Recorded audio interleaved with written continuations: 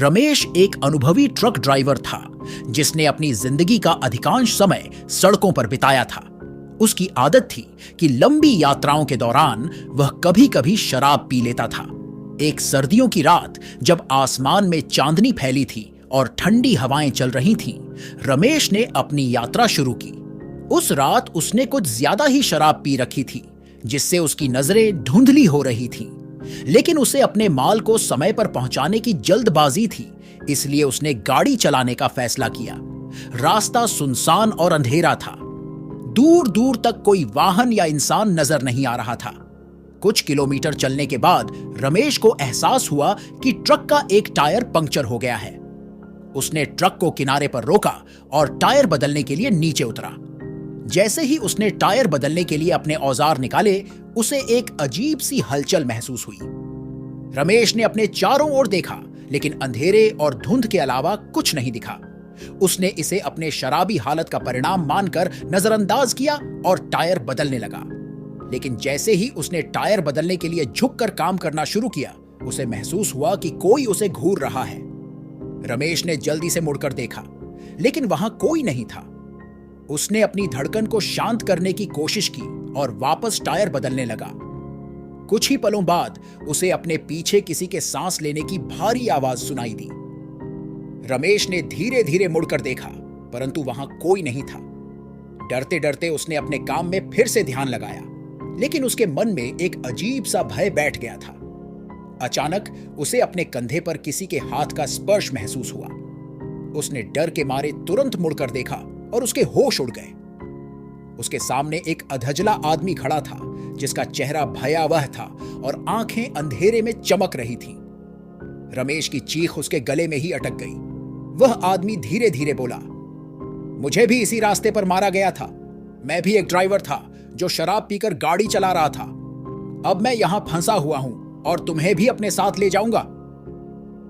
रमेश के रोंगटे खड़े हो गए और उसने तेजी से अपने औजार समेटे और ट्रक में वापस भागा।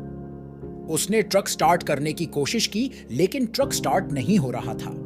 वह आदमी अब भी ट्रक के बाहर खड़ा था, उसकी ओर घूरते हुए। रमेश ने फिर से ट्रक स्टार्ट करने की कोशिश की और इस बार ट्रक स्टार्ट हो गया। जैसे ही रमेश ने ट्रक चलाना शुरू किया, उसने देखा कि वह आदमी अब ट्रक के सामने खड़ा था। रमेश ने ब्रेक मारने की कोशिश की, लेकिन ब्रेक फेल हो गए। ट्रक उस आदमी के आर पार हो गया, लेकिन रमेश को उसकी चीखें सुनाई दे रही थीं। वह आदमी अब ट्रक के भीतर आ चुका था और रमेश के पास बैठ गया।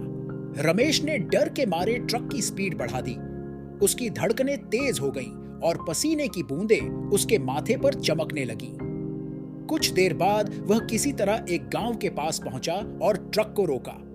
उसने सांस में सांस ली और मुड़कर देखा तो वह आदमी गायब हो चुका था। गांव वालों ने जब रमेश की हालत देखी तो वे चिंतित हो गए और उससे पूछताछ की। रमेश ने पूरी घटना बताई, लेकिन किसी ने उसकी बात का विश्वास नहीं किया। लोग उसे उसकी शराबी हालत का परिणाम मानने लगे। रमेश के उस भयावह अनुभव के बाद उसने शराब को पूरी तरह से त्याग दिया और हमेशा सावधानी पूर्वक गाड़ी चलाने का संकल्प लिया। लेकिन वह रात उसकी जिंदगी में एक ऐसा साया छोड़ गई थी जो कभी नहीं मिट सका। वह अक्सर बुरे सपने देखता और उस अधजले आदमी की आवाजें सुनता। कुछ महीने बाद एक और सर्द रात थी जब रमेश ने अपने ट्रक में एक आखिरी यात्रा पर निकलने का फैसला किया। उसने खुद को शांत करने की कोशिश की, लेकिन वह उस रात को भुला नहीं पाया। यात्रा के दौरान उसे फिर से वही अजीब सी भावनाएं महसूस होने लगीं जो उसने पहले भी महसूस की थीं। लेकिन इस बार उसने खुद को यकीन दिलाया कि यह सिर्फ उसका वहम है।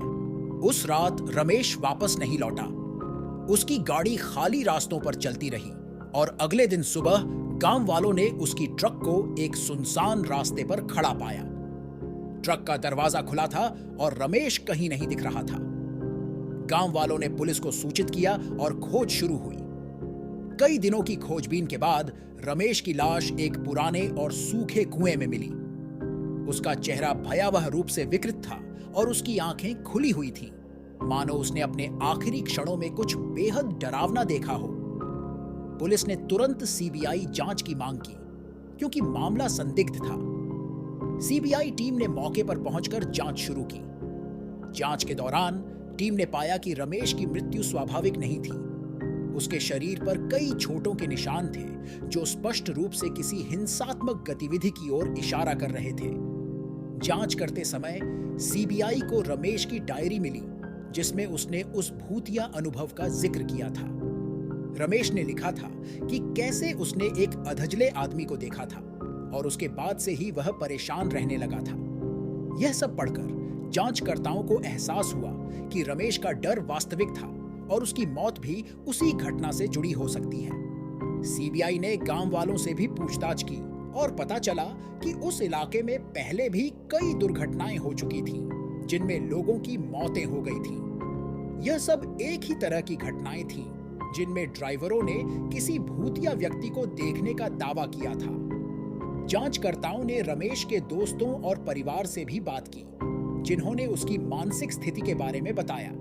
उन्होंने कहा कि रमेश उस रात के बाद से ही बेहद डरा हुआ और परेशान रहने लगा था। अंततः सीबीआई ने यह निष्कर्ष निकाला कि रमेश की मौत एक रहस्यमयी घटना का परिणाम थी, जिसे अब भी वैज्ञानिक दृष्टिकोण से समझा नहीं जा सका। रमेश की मौत ने गांव वालों को भी झकझोर कर रख दिया। वे अब उस सुनसान रास्ते पर जाने से कतराने लगे। रमेश की कहानी अब एक चेतावनी बन गई थी, जो लोगों को बताती थी कि कैसे एक छोटी सी लापरवाही बड़े भयावह परिणाम ला सकती है। और उस अधजले आदमी की कहानी अब भी उस इलाके में गूंजती रही, एक डरावनी दास्तान के रूप में, जो लोगों को सावधान करती थी कि कभी भी शराब पीकर गाड़ी न चलाएं। रमेश की मौत के बाद गांव में डर का माहौल फैल गया था। लोग आपस में फुसफुसाते हुए उस घटना का जिक्र करते, लेकिन कोई भी उस सुनसान रास्ते पर जाने की हिम्मत नहीं जुटा पाता। रमेश की मौत एक रहस्य बन गई थी, जिसे कोई भी समझ नहीं पा रहा था। रमेश के परिवार ने उसकी आत्मा की शांति के लिए कई धार्मिक अनुष्ठान करवाए, लेकिन उसकी पत्नी और बच्चों का दिल अब भी भारी था। वे अक्सर उसकी डायरी पढ़ते और उसके आखिरी शब्दों को याद करते। उसकी पत्नी राधा ने निश्चय किया कि वह इस रहस्य को सुलझाने की कोशिश करेगी। एक रात राधा ने हिम्मत जुटाकर उसी रास्ते पर जाने का फैसला किया जहां रमेश की मौत हुई थी। उसने गांव के कुछ लोगों से मदद मांगी, लेकिन डर के कारण किसी ने भी उसकी सहायता करने से इनकार कर दिया। आखिरकार उसने अकेले ही जाने का निर्णय लिया। राधा ने अपने साथ एक टॉर्च, कुछ धार्मिक प्रतीक और रमेश की डायरी ली और उस सुनसान रास्ते पर चल पड़ी। रास्ते में उसे अजीब अजीब आवाजें सुनाई देने लगी, जैसे कोई उसके पीछे चल रहा हो, लेकिन उसने अपने डर पर काबू पाया और आगे बढ़ती रही। जब वह उसी जगह पहुंची जहां रमेश का ट्रक मिला था, तो उसने चारों ओर देखा और रमेश की डायरी के पन्ने पलटने लगी। उसने उस पन्ने को पढ़ा जिसमें रमेश ने अधजले आदमी के बारे में लिखा था। अचानक उसे भी वही भारी सांसें सुनाई देने लगीं जो रमेश ने महसूस की थी। राधा ने टॉर्च की रोशनी में चारों ओर देखा और उसकी नजर एक छाया पर पड़ी। वह छाया धीरे धीरे उसके पास आ रही थी। राधा ने अपने धार्मिक प्रतीकों को कसकर पकड़ लिया और मन ही मन प्रार्थना करने लगी। जैसे ही वह छाया करीब आई, राधा ने हिम्मत जुटाकर उससे पूछा, तुम कौन हो और क्या चाहते हो? छाया ने धीरे धीरे अपना रूप प्रकट किया। यह वही अधजला आदमी था जो रमेश ने देखा था। उसने धीमे स्वर में कहा, मैं एक ड्राइवर था जो शराब पीकर गाड़ी चला रहा था। एक दुर्घटना में मेरी मौत हो गई और मेरी आत्मा इस रास्ते पर भटक रही है। मैं लोगों को चेतावनी देने की कोशिश कर रहा हूं ताकि कोई और मेरी गलती न दोहराए। राधा ने साहसपूर्वक कहा, तुम्हारी आत्मा को शांति मिलेगी, लेकिन तुम्हें लोगों को डराने की जरूरत नहीं है। मैं वादा करती हूं कि मैं इस बात को सब तक पहुंचाऊंगी।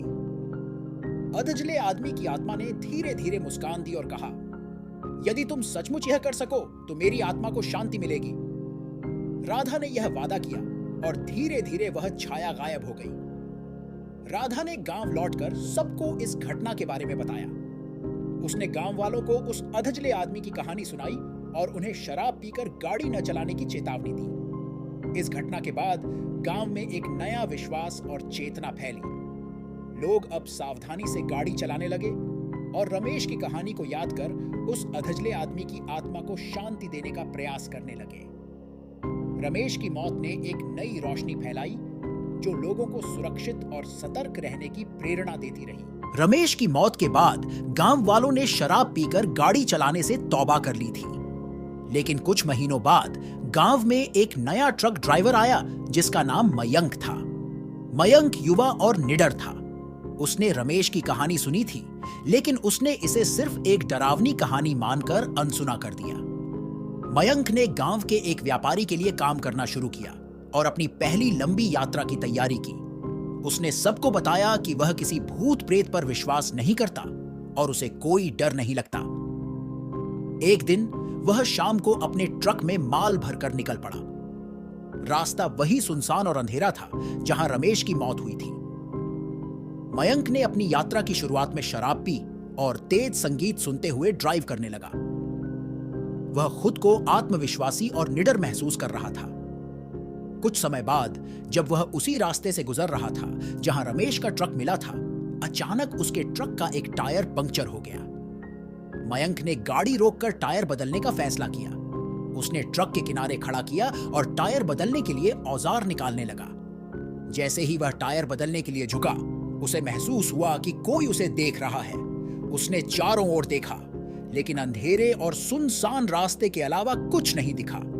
उसने इसे अपने मन का वहम मानकर अनदेखा कर दिया और वापस टायर बदलने लगा। तभी उसे अपने पीछे किसी के सांस लेने की भारी आवाज सुनाई दी। मयंक ने मुड़कर देखा, लेकिन वहां कोई नहीं था। उसके मन में डर का हल्का सा एहसास हुआ, लेकिन उसने इसे नजरअंदाज किया। तभी अचानक उसने देखा कि एक अधजला आदमी उसके सामने खड़ा था। मयंक ने घबराकर अपने औजार फेंक दिए और ट्रक की तरफ भागा। उसने ट्रक में बैठकर दरवाजे बंद किए और ट्रक स्टार्ट करने की कोशिश की, लेकिन ट्रक स्टार्ट नहीं हो रहा था। वह आदमी अब ट्रक के बाहर खड़ा था, उसकी ओर घूरते हुए। मयंक ने फिर से ट्रक स्टार्ट करने की कोशिश की और इस बार ट्रक स्टार्ट हो गया। जैसे ही मयंक ने ट्रक चलाना शुरू किया, उसने देखा कि वह आदमी अब ट्रक के सामने खड़ा था। उसने ब्रेक मारने की कोशिश की, लेकिन ब्रेक फेल हो गए। ट्रक उस आदमी के आर पार हो गया, लेकिन मयंक को उसकी चीखें सुनाई दे रही थीं। वह आदमी अब ट्रक के भीतर आ चुका था और मयंक के पास बैठ गया। मयंक की धड़कनें तेज हो गईं और पसीने की बूंदें उसके माथे पर चमकने लगीं।